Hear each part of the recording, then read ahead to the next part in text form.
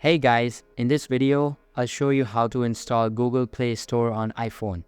Alright, let's begin.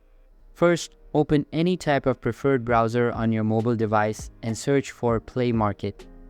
Once you do that, hit enter and a bunch of search results will be displayed.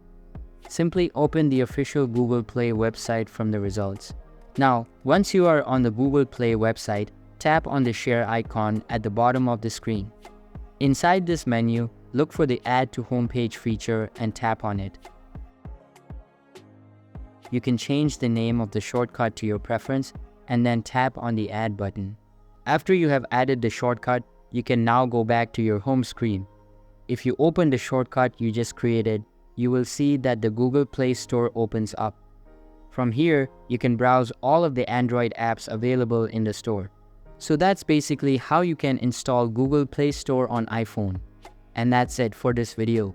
If you find this helpful, consider subscribing and giving this a big thumbs up. Thanks.